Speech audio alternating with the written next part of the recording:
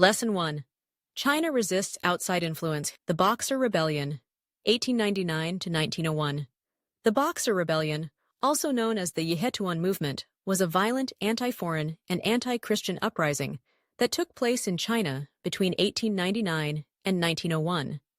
The rebellion was led by the Society of Righteous and Harmonious Fists, commonly referred to as the Boxers, a secret society that practiced martial arts and believed in the invincibility of their members against foreign weapons.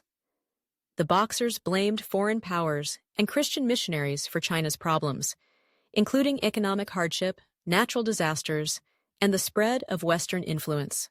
The Boxer Rebellion gained momentum in northern China, particularly in Shandong and Hebei provinces, where foreign presence and Christian missionary activity were most pronounced.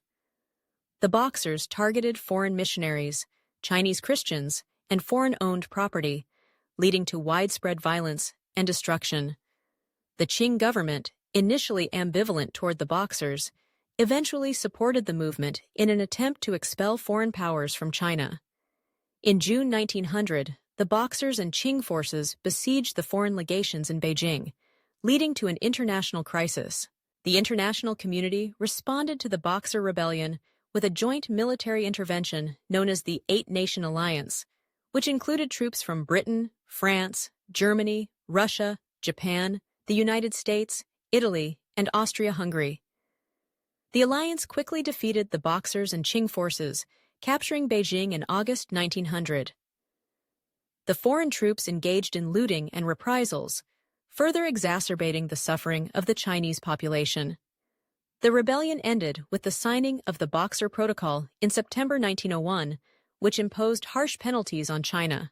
The Boxer Protocol required China to pay a massive indemnity, allow foreign troops to be stationed in Beijing, and execute officials who had supported the Boxers.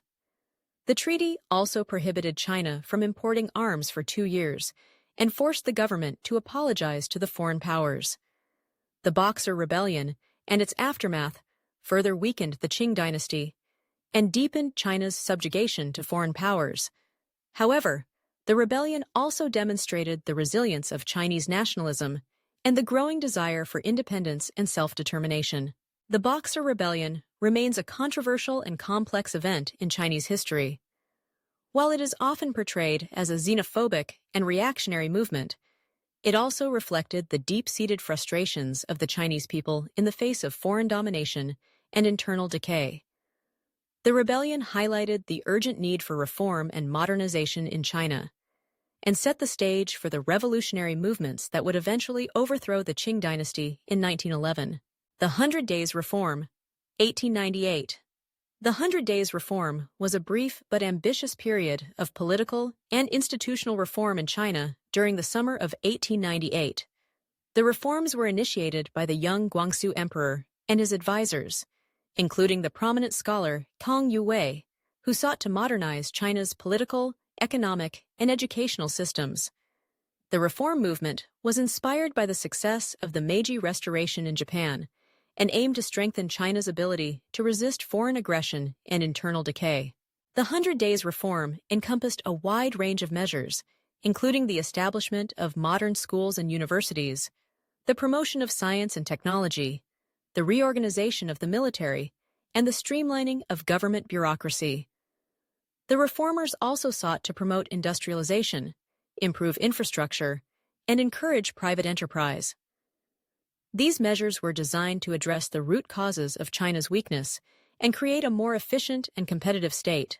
Despite its progressive goals, the 100 Days Reform faced strong opposition from conservative factions within the Qing court, particularly the Empress Dowager Cixi, who wielded significant power behind the scenes. Cixi and her allies viewed the reforms as a threat to their authority and the traditional Confucian order. In September 1898, Cixi staged a coup d'état, placing the Guangxu Emperor under house arrest and effectively ending the reform movement. Many of the reformers, including Tang Yuwei and his protégé Liang Qichao, were forced to flee into exile. The failure of the 100 Days Reform had far-reaching consequences for China. It demonstrated the deep divisions within the Qing court and the difficulty of implementing meaningful change in the face of entrenched conservative opposition. The suppression of the reform movement also disillusioned many Chinese intellectuals and reformers, who began to question the viability of the Qing dynasty and the possibility of achieving reform through peaceful means. Despite its short duration, the 100 Days Reform left a lasting legacy. It inspired later reform efforts and revolutionary movements, including the Xinhai Revolution of 1911, which ultimately led to the fall of the Qing dynasty. The reform movement also highlighted the importance of education, modernization, and political reform in China's struggle for survival and renewal. The ideas and aspirations of the 100 Days Reform continue to resonate in China's ongoing quest for national strength and prosperity.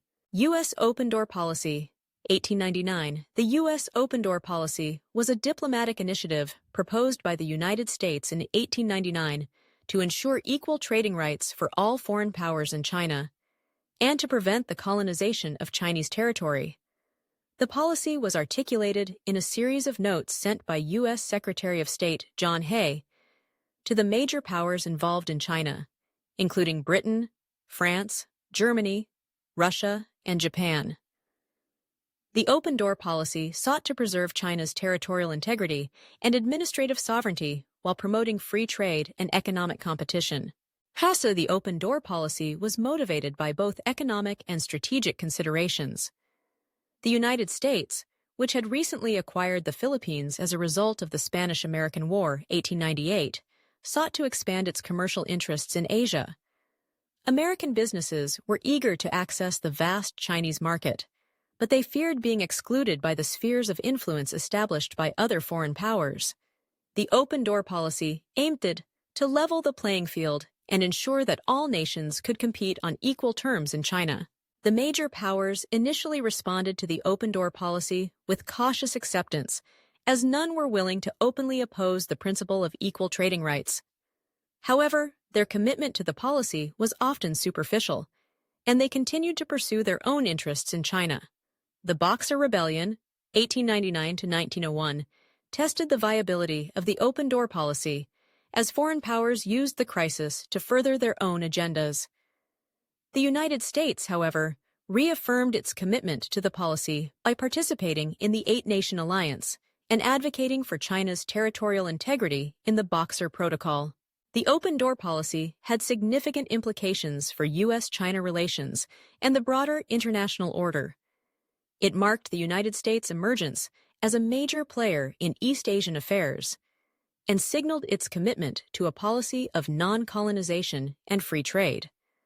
The policy also reflected the growing influence of American business interests in shaping U.S. foreign policy.